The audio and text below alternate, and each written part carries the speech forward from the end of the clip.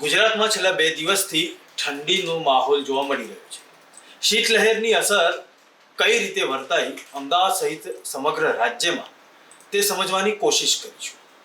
જમ્મુ કાશ્મીર, હિમાચલ પ્રદેશ સહિતના આસપાસના જે એરિયા છે ત્યાં આગળ બરફ વર્ષા શરૂ થઈ ચૂકેલી છે.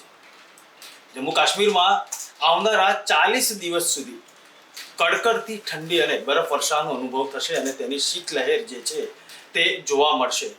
ગુજરાત, મહારાષ્ટ્ર, પંજાબ, દિલ્હી, મધ્યપ્રદેશ સહિતના વિસ્તારોમાં ભારેથી અતિ ભારે જે ઠંડી કહેવાય તેનો અહેસાસ થશે.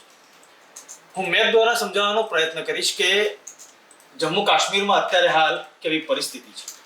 લેહ લડાખ એરિયામાં અત્યારે હાલ -8 ડિગ્રીની આસપાસ તાપમાન જોવા મળી રહ્યું છે.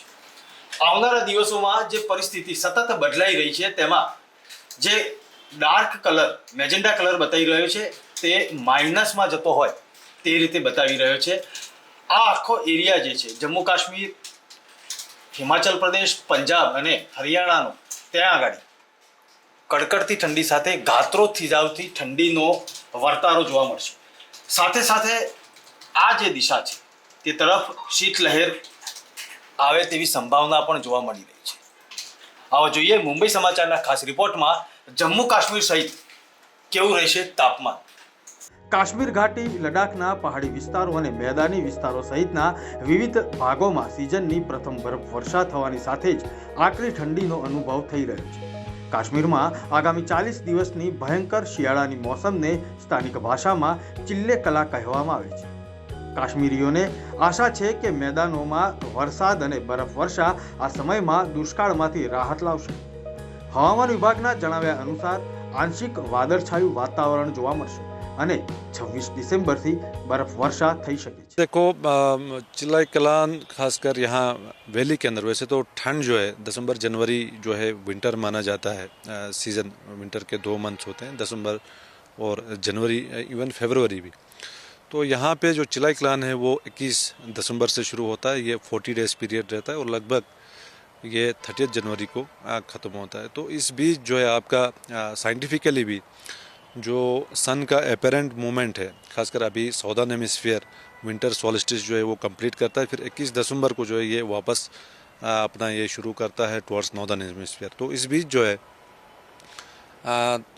विंटर सॉल्स्टिस के 10 दिन पहले और 10 दिन बाद, इस बीच ये 20 दिन जो है सबसे ज़्यादा मतलब सर्दी के लिहाज से या ठंड के लिहाज से सबसे ज़्यादा हाश रहता है. खासकर कश्मीर वैली और पूरे लद्दाख में लोगों ने इस जो ठंड है, इस सर्दी को जो यहाँ पे अडाप्ट किया है और सिंस सेंचुरीज लोग जो इसका तैयारियाँ करते हैं. तो तैयारियों में जैसे पहले कोयला वगैरह जलाते थे, लकड़ी का बुखारी या जो चूल्हा होता था जिसमें खाना वाना बनाते थे, अब एनर्जी कंजम्पशन के लिए और भी हमारे पास ये आए हैं, क्या बोलते हैं इसको, बुखारीज वगैरह या गैस बेस्ड चूल्हास या हीटर्स हैं. શ્રીનગરમાં તાપમાન -6 ડિગ્રી સુધી ઘટી જતા રાત્રે ઘણા વિસ્તારોમાં કડકડતી ઠંડીનો અનુભવ થયો. દાલ સરોવરમાં પાણીનું ઉપલું સ્તર પણ થીજી ગયું. તળાવ પર રહેતા સ્થાનિકોના કહેવા મુજબ તળાવ થીજવાનું શરૂ થઈ ચૂક્યું છે. ઠંડી ધીમે ધીમે આગળ વધી રહી હોવાથી આગામી દિવસોમાં તળાવ સંપૂર્ણપણે થીજી જવાની અપેક્ષા રાખવામાં આવી રહી છે. કાશ્મીરના તમામ મહત્વપૂર્ણ પ્રવાસન સ્થળોએ રાત્રિનું તાપમાન 0 ડિગ્રી સેલ્સિયસથી નીચે જોવા મળ્યું. કાશ્મીર ઘાટી ખરેખર એક ઠંડો પ્રદેશ છે. વર્ષના 7 મહિના દરમિયાન હવામાન ઠંડુ રહે છે. શિયાળાની મોસમ શરૂ થતાં જ તાપમાનમાં ઘટાડો થવાનું શરૂ થાય છે અને ધીમે ધીમે તે ઠંડુ થતું જાય છે, જેનાથી સમગ્ર ખીણ શીત લહેરોની ઝપટમાં આવી જાય.